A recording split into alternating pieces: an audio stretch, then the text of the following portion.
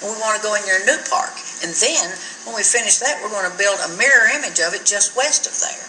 So, you know, it was hard to do, very hard to do. And the road department money, the roads that they're talking about, $9.1 million, I used that money to build those roads and transportation into the park. It's not against the law, it's a different place, but we had to put the roads we planned to pave on hold and put it in there. But it's not against the law. And I heard Shannon Whitfield say that we could have leveraged that $9.1 million as 30% against Department of Transportation's money. They don't let you leverage. They leverage. They tell you how much they're going to give you, and it is based on centerline mileage of your roads, and then you have to come up with the 30%, however you can get it. So it couldn't have been done that way. It couldn't have been done that way at all, because that'd like be $27 million, and you'd think, I've never heard anybody getting it if they did. See, our county is a big county. We got about 700 miles of roads, and there's been 2 candidates that have questioned why we've got all this county property. It's the county roads. They're in the deeds. We got like one that's 40 feet wide and 12 miles long, you know. But I think that's what they're seeing, because we don't know where this property is that they're talking about that we need to sell and put back on the tax roll. But I'm thinking that at least most of it are roads. I think somebody called in and said that. Caller, go ahead. Baby, I would like to ask you a question, please. Me? Go right ahead. I was watching I guess it was your meeting the other night. I don't know which one it was, but I believe this Mr. Lamb is the man that I saw that was really acting up at the meeting. Am I right? Well, he was, he acted like he thought maybe, I don't remember what. I don't know. It might have been. I don't know.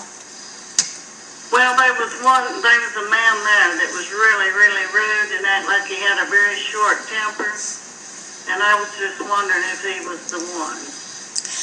I think maybe so. I want to tell you that I spent a couple hours talking to Michael Pearden. I spent a couple hours talking to Perry Lamb. And when I'm talking to them one-on-one, they're just great.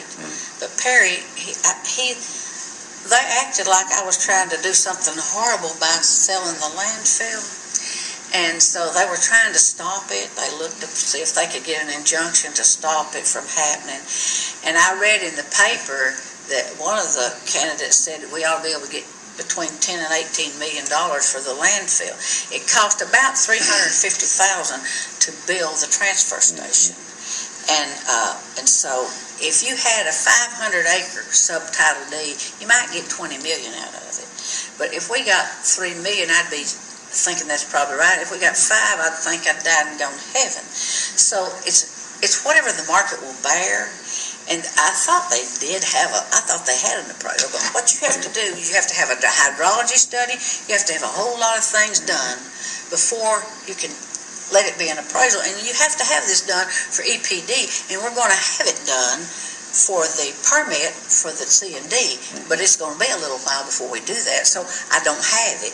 But when we get it, it's going to tell what, based on everything they've looked at, what it is worth. Go ahead. That was my question. I wasn't sure if it was the same man or not, and I just wanted to know. Well, he's really a nice guy. He just got a little excited because they thought I was going to sell the landfill out from under him, and for what reason, I'm not sure it would be so bad, because there are more private landfills in the state of Georgia than there are public. And Catoosa County sold their landfill for $2.5 million with the equipment on it. So that's what they sold it for, and theirs was similar to ours. They didn't have a C&D. The reason that I just rejected all the bids was they weren't in compliance with the request for proposals. You're welcome.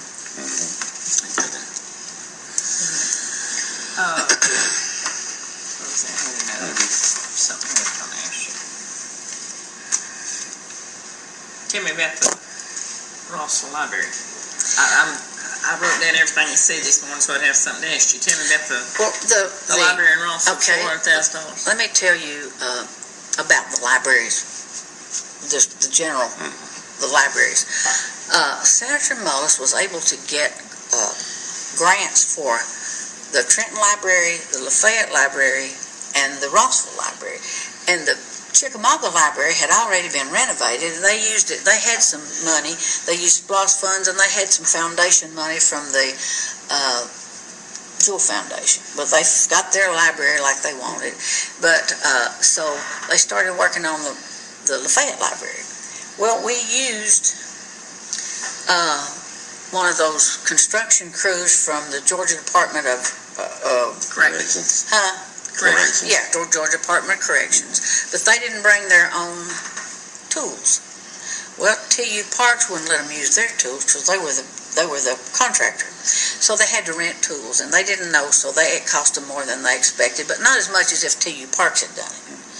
But it was more than they expected. But anyway, there were cost overruns like crazy, and so Tom Harrison, who was the chair of the regional board at the time, he came to me and he said, well, it looks like we're going to have another $300,000 to finish the library. And that SPLOST had been used.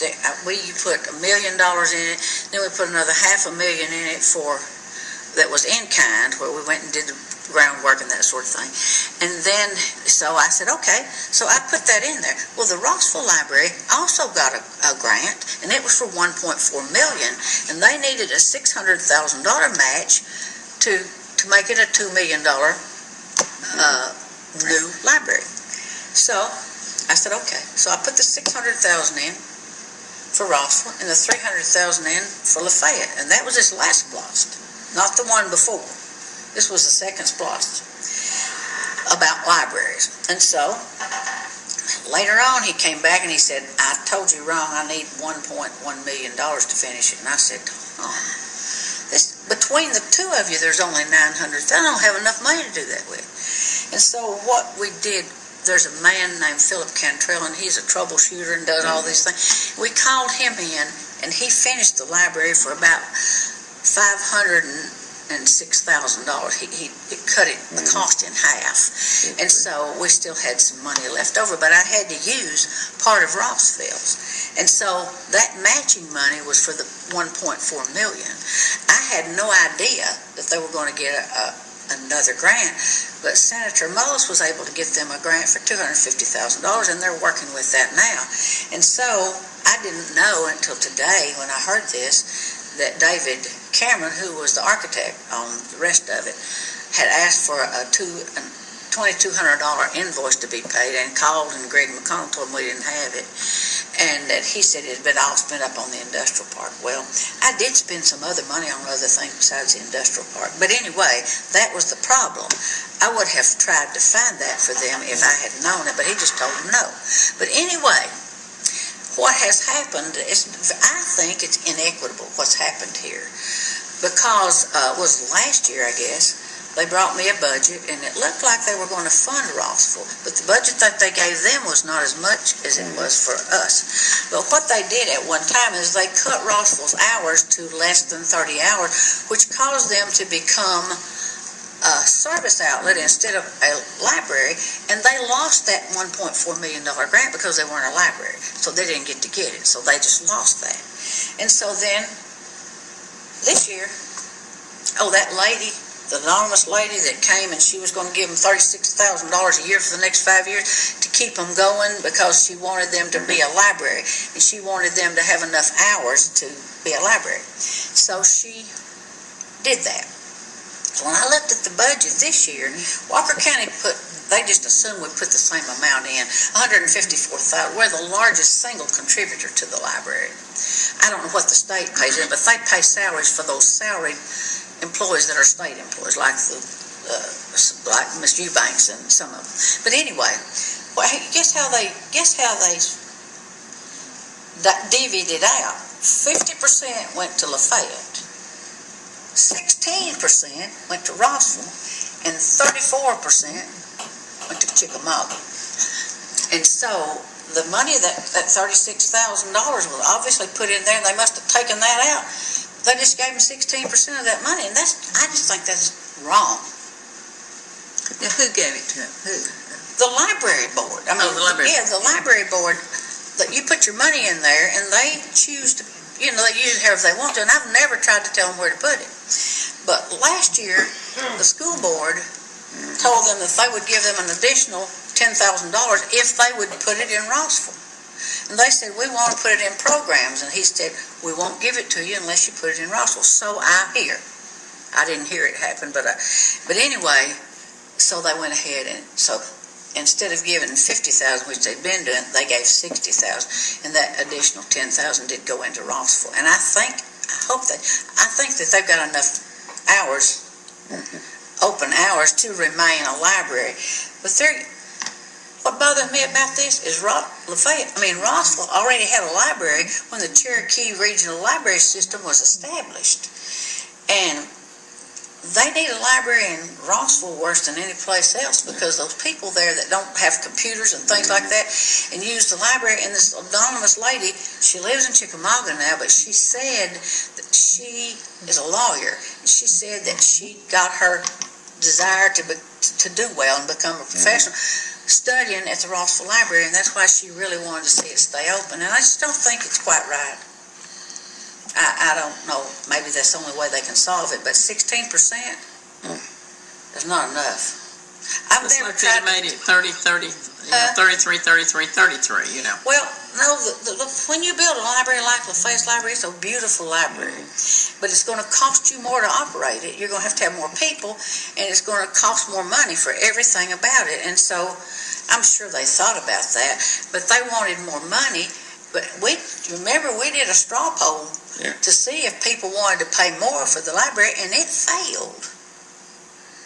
I was surprised. I thought it might pass, but it didn't pass. And people say that I don't listen to the public. Well, I did.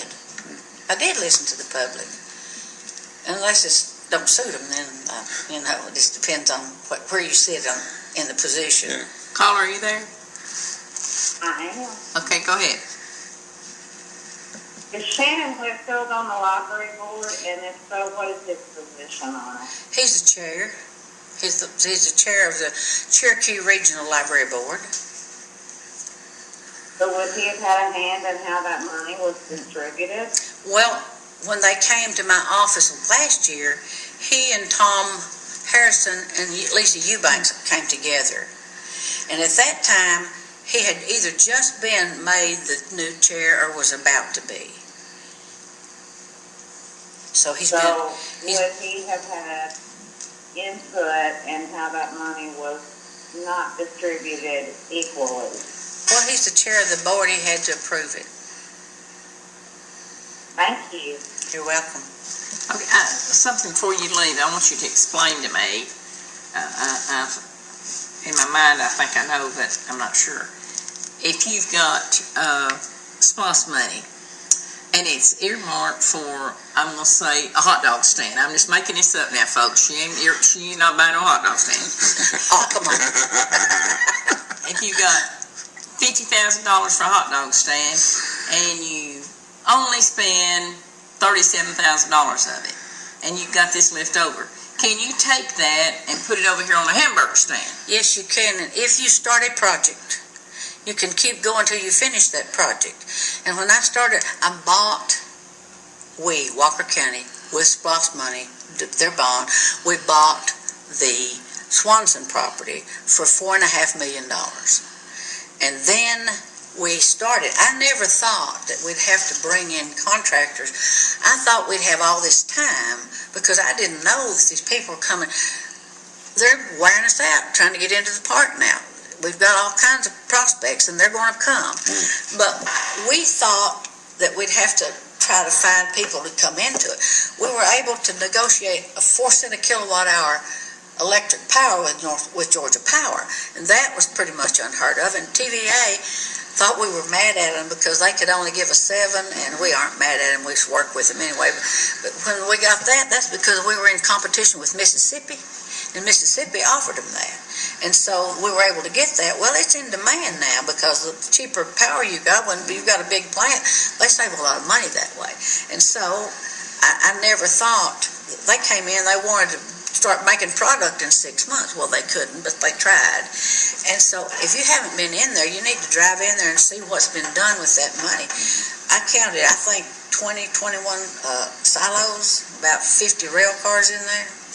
And they won't let you take a picture of them because they don't want their competition to know how much products they're making. And they won't say exactly how many. We have Down syndrome. Don't limit us.